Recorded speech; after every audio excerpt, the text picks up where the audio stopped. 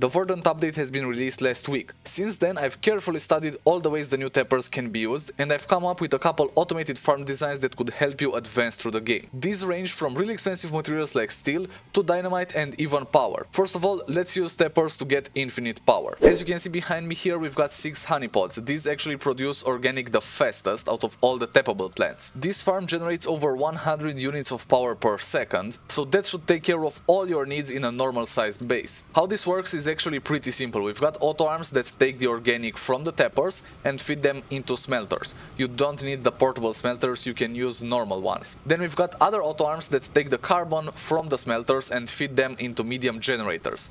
This design is pretty easy to build and it doesn't require a ton of advanced resources to craft, and you don't even have to use the honeypots if you don't want to. You can use any type of plant, but keep in mind that the honeypots are the fastest. As you can see, this whole contraption is linked to our base so that it's sending all of the power in there. This right here might be the best application for the tappers that we have right now in Astroneer. But what other things can you use them for? Well, let's find out. After taking a look and seeing all of the stuff that you can craft using organic or carbon, I've decided to build a plastic farm, but you can also do a rubber farm and it works almost the same. You can see here we've got some auto extractors on some compound nodes, and the auto arms are grabbing the compound, putting it over here. It gets fed into this chemistry lab, and we've got carbon. We're doing it the same way we did on the power farm there, and you can see we are automatically getting free plastic. You'll obviously also need power for this. I've used some RTGs here, but you can also do the method that I showed earlier where you can use even more tappers to get the power. Such a farm can be self-sustained, including all the power. That basically means you can get infinite rubber or plastic. This right here is for plastic, but doing rubber is actually easier because you don't need to smelt your organic, you just feed it like that.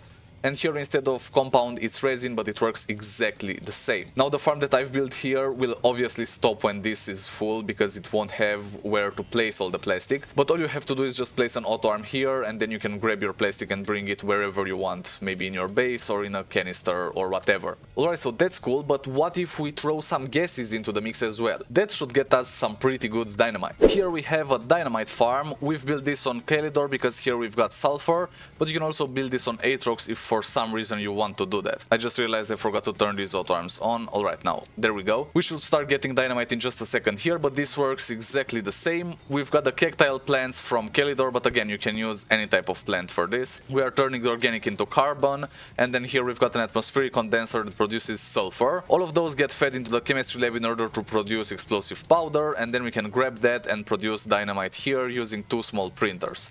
So you can see just like that we will get infinite dynamite here, as long as of course we provide power. Again, I used some RTGs here because I really didn't feel like building the whole thing again, but you can use the first farm that I showed in this video to get infinite power and make a self-sustaining farm that grants you infinite dynamite. I've already shown you how to get infinite rubber and infinite plastic, and the same concept applies to tungsten carbide and steel. Just using a couple auto extractors you can get a ton of those materials, and you don't even need to use any power because you can use the first farm that I showed in this video to make a self-sustaining farm. I feel like I'm repeating myself here, so I guess that's it. We've just started a brand new series on the channel. Make sure to save this playlist and go watch all of that, or if you don't feel like it, then I've got another video for you over here. Whichever one you choose, I'll see you there. Cheers, Astroneers!